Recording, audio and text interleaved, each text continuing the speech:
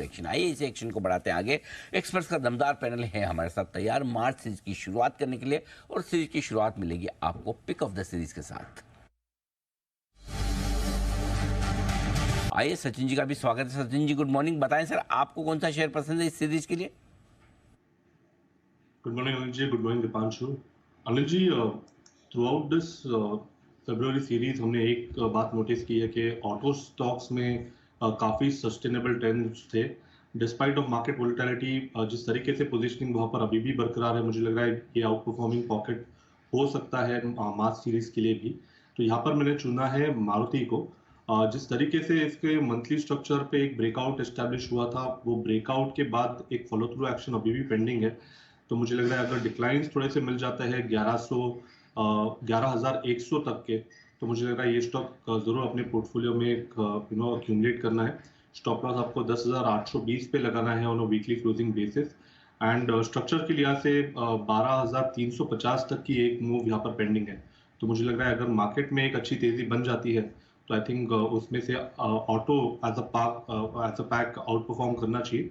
And वहाँ पर मारुति का जो ट्रेंड है वो मुझे लग रहा है काफी रिलायबल है। तो एक अच्छी healthy buy and decline strategy यहाँ पर डिप्लॉय की जा सकती है। ओके, मारुति खरीदे 11,100 तक, अगर थोड़ा नीचे मिले यहाँ से लगभग 200 पॉइंट नीचे, तो वहाँ एंट्री पॉइंट और बढ़िया बनेगा। 12,350 के टारगेट के लिए करनी है आपको खरीदारी। एक्शन में आपके लिए मॉइल भी रहने वाला है। सचिन जी एक बार मॉइल मैंगनीज और इसकी जरा नज़र डालें। कुछ ग्रेड्स की कीमतें में इन्होंने 5% तक की बढ़ोतरी की है, ये खबर आती हुई दिखी है मॉइल के लिए। क्या कहती है सर इसकी chart? Deepanshu, week on week तो काफी वीकनेस रही है। इनफैक्ट पिछले 5 हफ्तों से लगातार यहाँ पर एक लो टॉप लो बॉटम सीक्वेंस है। एंड अपने 200 डे एक्सपेंशन मूविंग एवरेज के काफी नजदीक आ चुका है काउंटर। तो मुझे लग रहा है यहाँ से थोड़ी एक रिकवरी की उम्मीद जरूर होगी। एक अच्छा हिस्टोरिकल सपोर्ट जोन है लगभग अराउंड 255-250 जोन के आसपास का। तो आई थिंक थोड़े से अगर डिक्लाइन मिल जाते हैं तो आई थिंक वो एक अच्छा खरीदारी करने का मौका होगा। एक रिलीफ रैली मिल सकती है 290 तक की। तो यहाँ पर फिलहाल तो मुझे लग रहा है वेट एंड वॉच करना चाहिए। एंड डिक्लाइंस अगर 250-55 के रेंज में मिल जाते हैं तो वहाँ पर एक बार खरीदारी करने का अच्छा मौका बन सकता है। ओके, तो मोइल में करें खरीदारी निचले स्तरों पर, यह राय आपके लिए। नज़र एक एमएनएम पर भी रखनी है क्योंकि ये लगातार एक्शन में है। कल क्लोजिंग में फिर से एक बढ़िया स्पाइक इस पर आपको आते हुए दिखा था। डेज हाई के आसपास बंद हुआ है, लगातार ऑटो स्पेस का आउट परफॉर्मर रहा है। सच जी एमएनएम आज के लिए इंपॉर्टेंट लेवल्स बताएं सर इसके लिए। यहाँ पर इमीडिएट बेसिस पे एक अच्छा सपोर्ट 1900 के आसपास प्लेस्ड है। तो आई थिंक अगर थोड़े डिक्लाइन आते हैं तो ये पर्टिकुलर बेस रिस्पेक्ट होना चाहिए। And on the higher side जैसे ही एक ब्रेकआउट हो जाता है लगभग अराउंड 1945 1950 इस जोन से, तो लगभग 2000 तक की ट्रेजेक्ट्री यहाँ पर ओपन हो जाएगी। तो यहाँ पर कहीं पर भी मेजर वैसे वीकनेस नहीं है। एक थोड़ा सा कंसोलिडेशन जरूर हो सकता है because of an overbought state. But अगर डिक्लाइंस मिलते हैं तो आई थिंक ओवरऑल हेल्दी है इस पूरे स्ट्रक्चर के लिए। 1975 से लेकर 2000 के टारगेट के लिए यहाँ पर खरीदारी करने की ही सलाह होगी। तो ये है आपके लिए एमएनएम जहां पर आपको रखनी नजर हर डॉलर पर। उससे पहले एक bar chart check Sachin ji, Bajaj auto जरा इसके लिए आज के इंपॉर्टेंट लेवल्स बताएं सर। दीपांशु, यहाँ पर थोड़ा सा मैं कॉशियस रहना चाहूँगा। इनफैक्ट एक काफ़ी समय से नेगेटिव डाइवर्जेंस है वीकली चार्ट पे। एंड जिस तरीके से पिछले हफ्ते का डेटा रहा है, लगभग अराउंड 8200 से लेके 8300 का एक काफ़ी इम्पोर्टेंट रेजिस्टेंस जोन रहा है, एक सप्लाई जोन है। And on the lower side जो प्रॉबेबल सपोर्ट है वो लगभग अराउंड 7600 के आसपास प्लेस्ड है। तो मुझे लग रहा है यहाँ पर सेल ऑन राइज मोड ज़्यादा हेल्दी होगा rather than buy on declines. So अगर उछाल मिल जाता है तो वहाँ पर शॉर्ट पोजीशन बनाने की सलाह है। ओके, तो ये है आपके लिए बजाज ऑटो। ऊपर के लेवल पर शॉर्ट पोजीशनिंग बनाई जाए। ये सचिन जी के लिए भी एक बिल्कुल बीटीएसटी।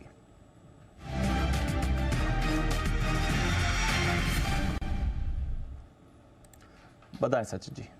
दीपांशु, यहाँ पर मेटल्स पैक में एक अच्छी सस्टेनेबल मूव यहाँ पर अनफोल्ड हो रही है। एंड वहाँ पर जिंदाल स्टील एंड पावर में एक क्लस्टर ऑफ रेजिस्टेंस है अराउंड 790 का, वो पर्टिकुलर रेजिस्टेंस तोड़ने का यहाँ पर प्रयास है। तो मुझे लग रहा है यहाँ पर एक पोजिशन लॉन्ग जरूर डिप्लॉय किया जा सकता है 830 के लक्ष्य के लिए। ट्रेडिंग के लिहाज से पहला टारगेट होगा अराउंड 810 का, फाइनल टारगेट होगा अराउंड 830 का। खरीदारी करनी है JSPL के फ्यूचर्स में, एंड स्टॉप लॉस आपको यहाँ से लगभग अराउंड 786 पे लगाना है। ओके, तो 786 के स्टॉप लॉस के साथ JSPL पर करें खरीदारी। मेटल्स एक बार फिर से यहाँ पर आपको अच्छा एक्शन आते हुए दिख रहा है। 810 और 830 के होंगे टारगेट्स। तो थोड़ा मेटल्स में रोटेशन है, थोड़ा ऑटोज में आपको मूव आती हुई दिख रही है। बैंक्स ऑफ कोर्स आपको पॉजिटिव रुझान दिखाई रहे हैं। सचिन जी के लिए एक बिगुल है BTSTT का।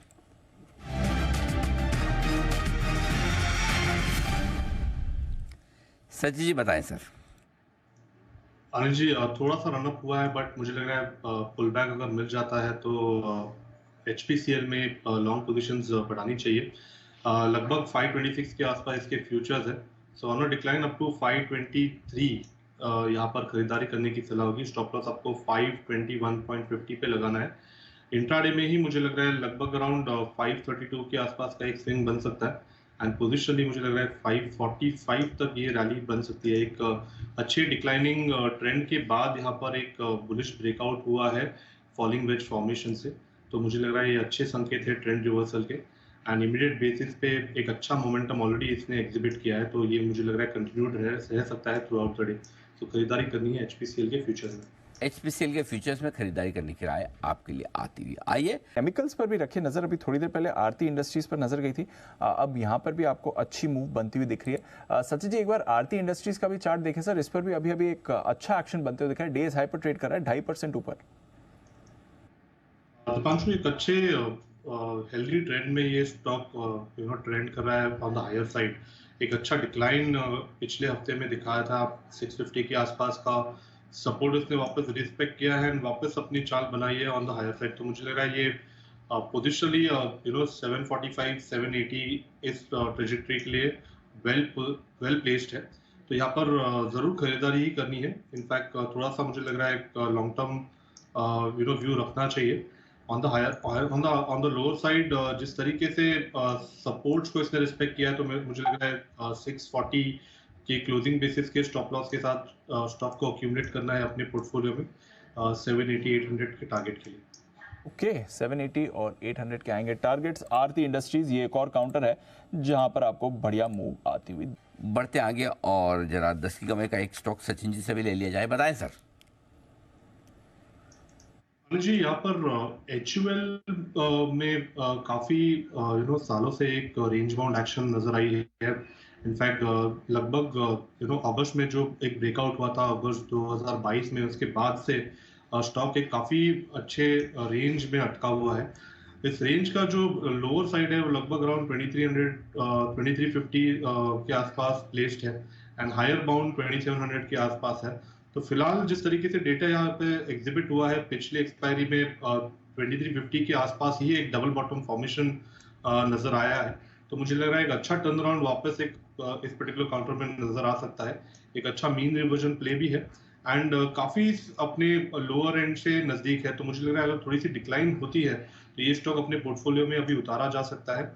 एक रिन्यूड मोमेंटम इस पर्टिकुलर स्टॉक में नजर आना चाहिए अगले कुछ महीनों में। सो खरीदारी करनी है HUL में। स्टॉप लॉस आपको 2340 पे लगाना है on weekly closing basis, and long term के लिहाज से मुझे लग रहा है 2700 का हर्डल भी ये पार कर देना चाहिए। एंड जिस तरीके से फिलहाल इसके वेव टारगेट्स है, तो लगभग अराउंड 2980 के फाइनल टारगेट के लिए एक मूव बन सकती है।